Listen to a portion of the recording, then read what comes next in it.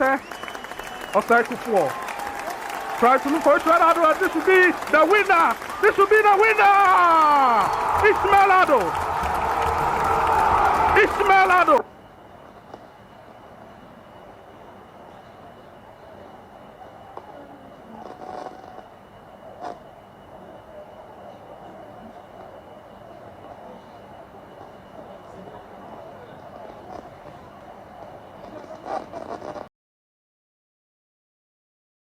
Welcome to another exciting episode on Elorm Echoes.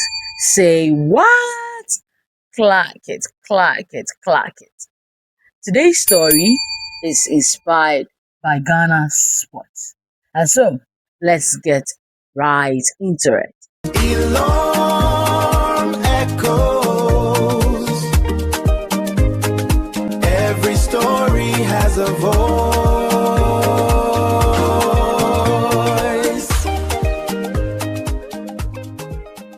The Cries of May 9th, Ghana's sports heartbreak and healing. Listen, can you hear the beats? That is the sound of a nation, not the drums, not the music, but the roar of the stadium, the vibration of 30,000 hearts beating as one. It was May 9th, 2001, a Wednesday evening in Accra. To understand this day, you must understand the rivalry. This wasn't just a match. It was the Super Clash, the biggest fixture on the Ghanaian football calendar.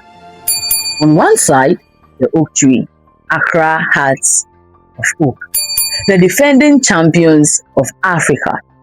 Their fans call them the Phobia family.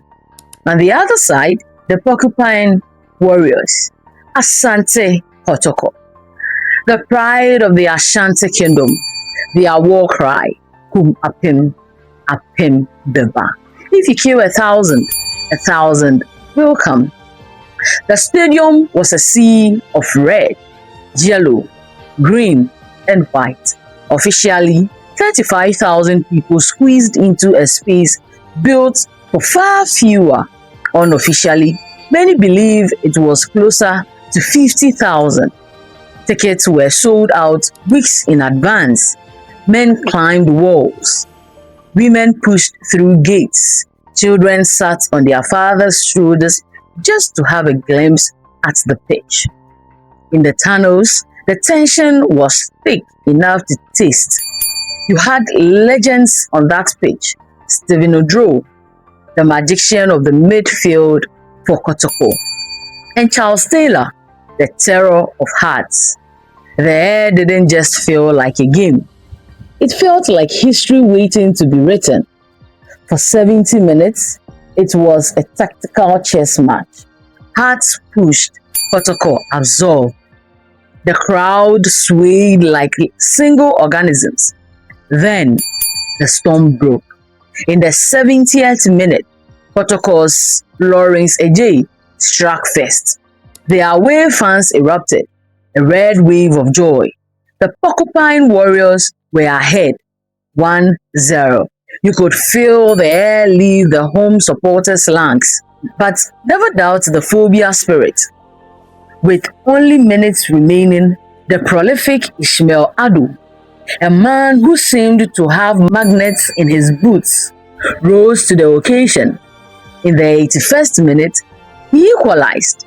The stadium shook. Then, deep into injury time, the 90th minute, he scored again. The final scoreline read 2-1 for Hearts of Oak. The defending champions had snatched the victory from the jaws of defeat.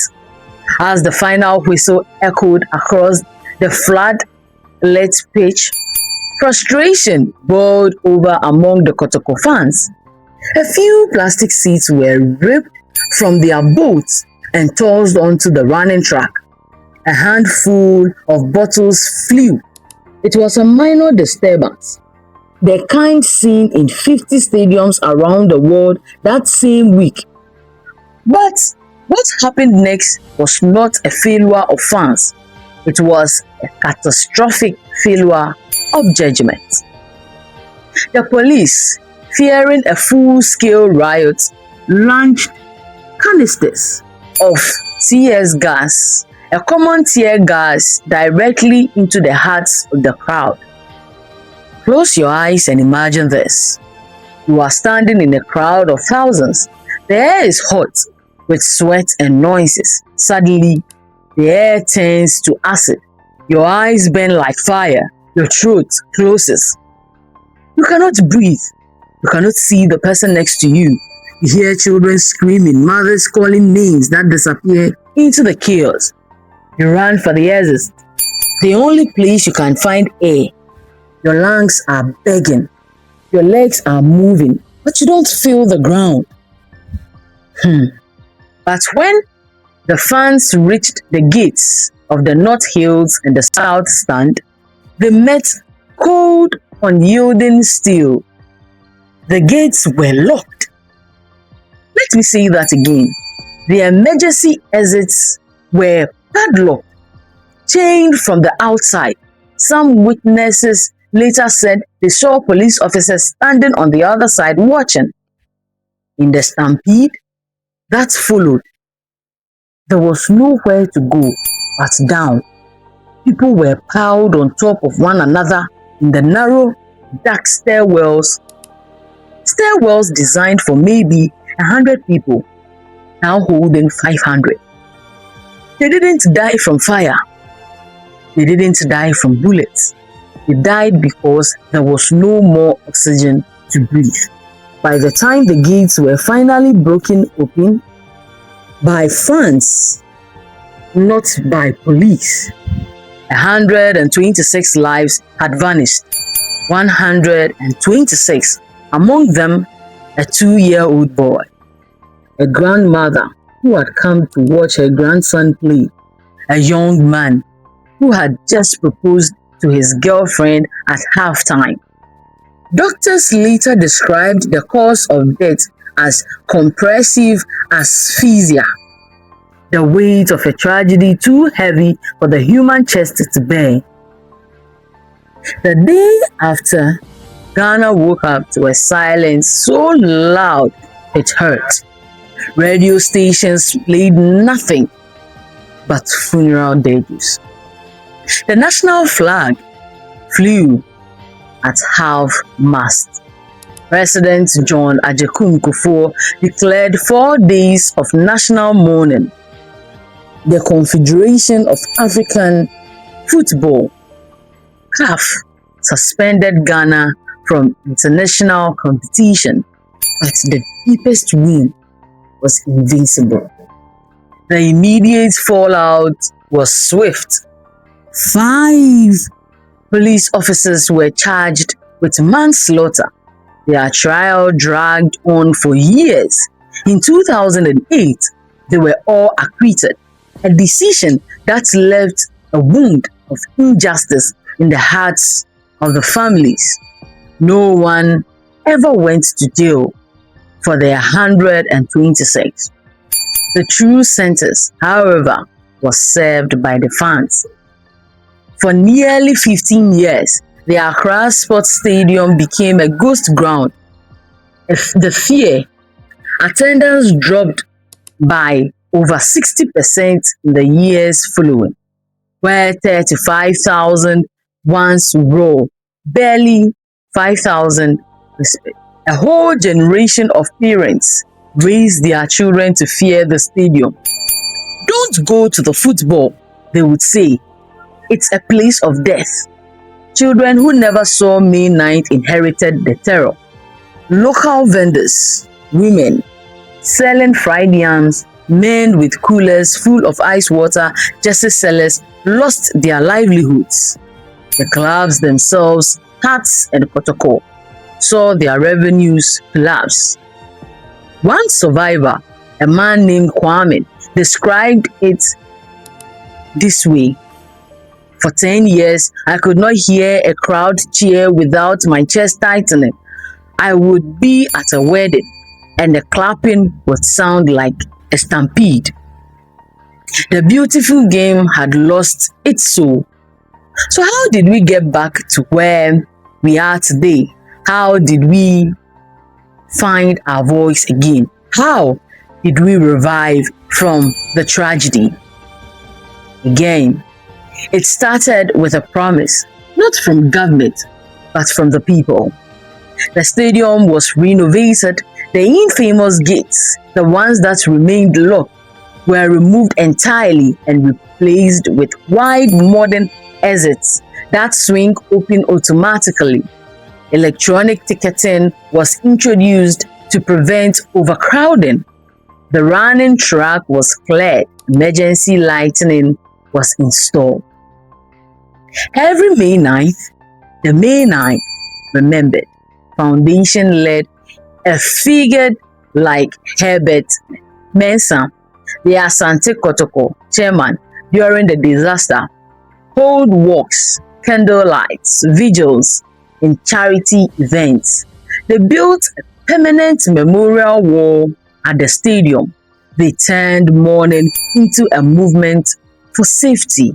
Their slogan, never again.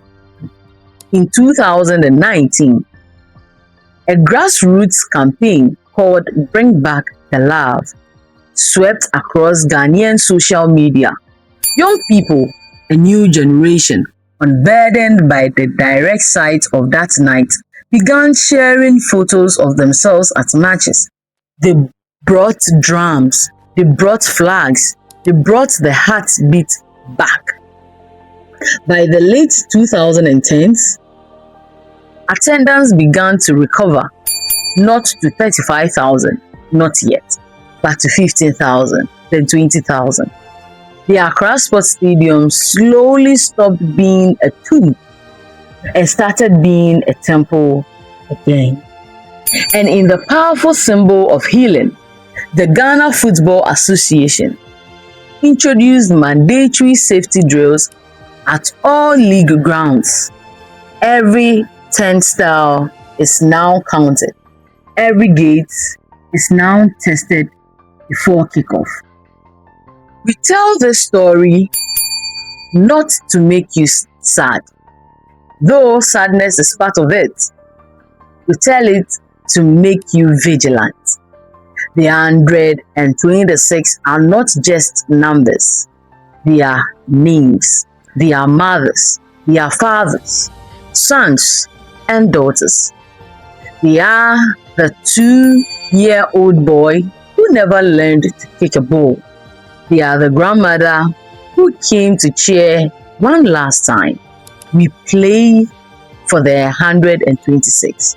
We cheer for the 126. And we promise in this land of the Black Star that a game of football will never again cost a mother her son. Ghana man, Ghana woman, let us play, but let us leave. The cries of May 9th are not the sound of a stampede. They are the sounds of a people who refuse to stop cheering. Thank you once again for watching today's episode on Elorm. And if you have gotten to this far, please don't forget to like, subscribe, and share your comments about this story. Thank you, and see you in the next episode. Bye-bye.